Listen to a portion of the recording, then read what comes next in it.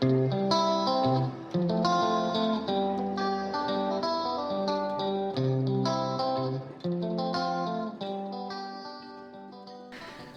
Michael and Maria Drews, and we own Drews Solar, a residential solar company based in Madison, Wisconsin, and we serve Madison and the surrounding Dane County area.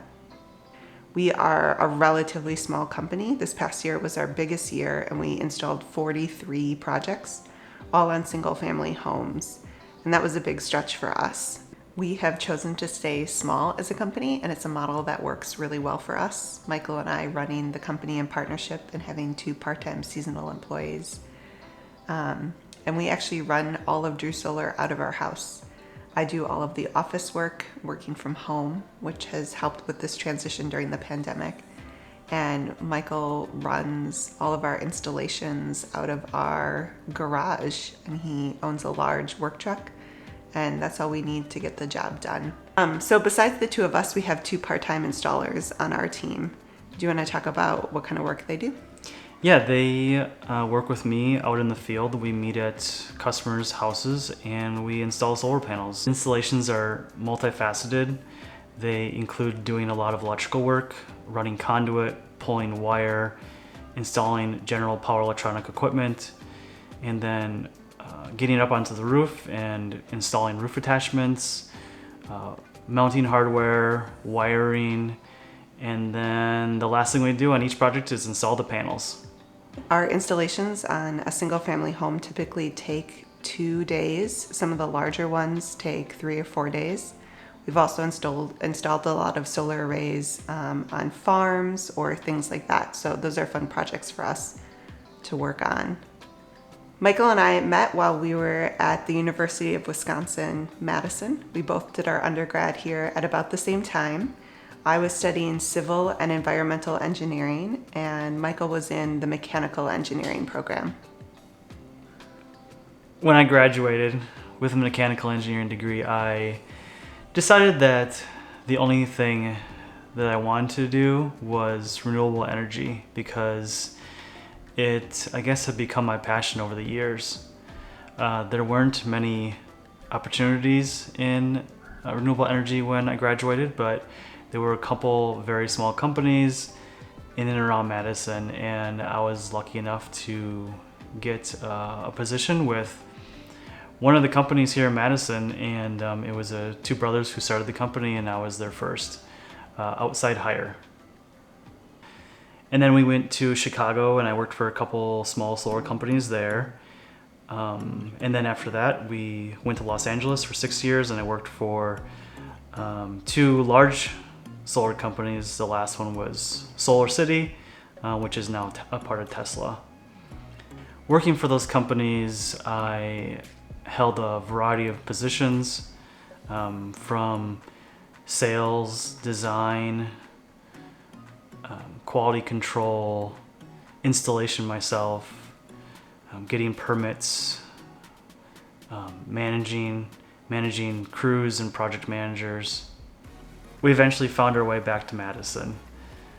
I decided I wanted to start my own solar company based on all the things I learned over the years. To start this business, I needed to get my master electrician's license, which I got by a combination of work experience plus taking a test through the state of Wisconsin. And I don't think either of us would say we use our degrees specifically or narrowly. For Michael, he uses a lot of the technical skills, a lot of his abilities to do calculations and things like that in his day-to-day work, but he's not an engineer. He's primarily an electrician. Even though he has to do technical drawings and technical calculations as a small part of his work. And I'm not an engineer at all. Somebody without any skills in engineering could do my job and my part of the business. But having gone to UW-Madison, having been in a program that demanded a lot from me, it really taught me how to think strategically. So allowed us to be a successful, profitable business so that I left my job 3 years ago and our business had grown enough that we could both do this and support our family. There are a lot of technical aspects to what we do as a business, and all of the coursework I took in mechanical engineering, while always doesn't relate directly to what we're doing as a solar company, it really helps in many ways overall for me to understand all the technical workings of solar panels and all the equipment, all the calculations. It really benefited me greatly.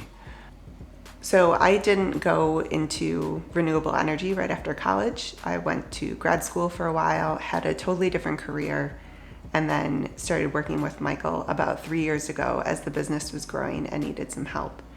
But having been partnered with Michael throughout his whole career in solar, I learned a lot about what people do in the solar industry and what kind of people work for the solar industry. And I think one of the things that I found surprising and interesting is that people came from all different backgrounds in terms of education level, types of education, and different skill sets, and they found a place in the solar industry. If you're interested in getting into renewables, regardless of what your degree is, if you're looking at working for one of the larger companies like Solar City that's now part of Tesla, or other companies that do solar installations and sales, there's probably a place for you in those companies. If you're interested in getting into renewable energy right out of college, I would recommend that you do just that. Get into renewable energy right after college. I know a lot of people who have jumped into other industries after college, and they tend to get a bit stuck there. But if you start in renewable energy right after college, you're more likely to find a place that you enjoy and a place to grow and develop your skills in a great career that has a lot of opportunities, and that's very fulfilling. Michael and I both come from a background in environmental activism and have felt very strongly that climate change was one of the major pressing issues facing our globe today. And that has definitely motivated us in our work and why we feel like this is a business that we really want to put our hearts into and feels really important to us beyond just providing us a livelihood. Michael and I actually met at UW-Madison while on an alternative break through the UW Memorial Union, and we were doing environmental cleanup work in the Florida Everglades, and that's how we met. So our whole relationship has had kind of this thread of environmental care and activism running through it. When we moved back to Madison about 6 years ago, we both joined 350 Madison, an environmental climate change activism group here in town, and did a lot of work through them to try to change policies around climate change. It will take thousands, millions of people to join together and attack this issue that we're facing. We have carved out one little corner for ourselves and trying to make the most impact we can given our small team. I think both Michael and I have an awareness that every panel that we install on someone's house reduces their dependence on fossil fuels, and that that's a good thing. And that makes us proud of the work that we do. We really believe in it and are really proud of our business. But at the same time, we both know that this isn't the answer, that these small scale projects that we do of 14 to 30 panels on people's homes are not going to solve climate change. We know that this needs to be part of something much bigger. And honestly, if the world was the way that we thought it should be, we would be out of business because people wouldn't need to put solar panels on their own roofs. The utilities would be feeding renewable energy into their home from large scale renewable projects. And some of that's happening here in Wisconsin, some of that's happening here in Madison through MG&E, and that makes us happy. But the utilities in the area have a far ways to go still. And so we feel like we're kind of putting a little bit of a Band-Aid on the problem, doing what we can, given where things are at.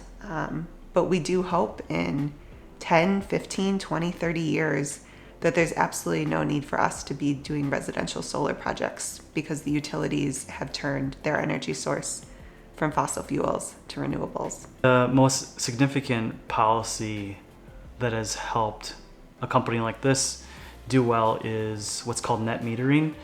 The state of Wisconsin passed a net metering law maybe 20, 25 years ago that allowed us to feed our solar energy back into the grid and allowed us to work one-on-one with utilities, and that was really helped the industry have its start. After that, the next most important policy was a federal policy, which is a federal tax credit. So any business or home owner who wanted to install solar panels could get a really nice tax credit when they pay their taxes. That has been around since the early 2000s. It is actually going away very soon. Next year is the last year of the federal tax credit, although we hope that it will get extended. The Affordable Care Act really allowed us to start this business so that Michael could leave his job. I could work part-time at different times and we could make this business happen. So right now, the two of us, we have one kid and another on the way, and both work for our business. And so we were able to get our health insurance through the Affordable Care Act, which as small business owners has been absolutely essential in making this happen. It's also been interesting. A lot of people ask us about tariffs and trade war with China. A lot of solar panels that are used all across the United States are made in China. And the prices of them have dropped significantly over the past decade, allowing solar to become much more affordable for homeowners, which has been wonderful. And surprisingly, the tariffs have not greatly affected the solar prices of the panels that we've bought. So we're able to offer our customers a pretty good price on their panels and other equipment, even throughout this kind of trade war and tariffs going on. Having worked in environmental activism, staying up with the news and environmental policies, attending conferences with other people in the solar industry, I think that we have an awareness of the huge task ahead of us in turning over our electrical grid to be based on renewable energy. And we listen to a lot of what's coming down with policy ideas and where people think things are going. And I think at the end of the day, the interesting thing from our perspective about all of it is understanding what it takes to make that happen. If we really want to get to almost all renewable energy electrical grid in this country, it is going to take a lot of companies, a lot of skilled laborers, a lot of people who know what they're doing, like us in small companies and also in huge companies that can handle utility scale projects. And so I think one of the interesting things about getting into renewables or having hope in a future where our electrical grid is mostly based on renewables is that we're really looking and depending on people in the construction trades. At the end of the day, we're a contracting company, we're a construction company. We're probably closer to people that remodel kitchens than we are to people who are working on environmental policy in terms of what our day-to-day life and business look like. So it's going to take a lot of electricians, a lot of engineers, and a lot of people who are just laborers out there doing the heavy lifting of making these projects work. If you are at all interested in getting into renewable energy as a career and would like some advice or starting points, just feel free to reach out to us and ask us questions, even if they are basic.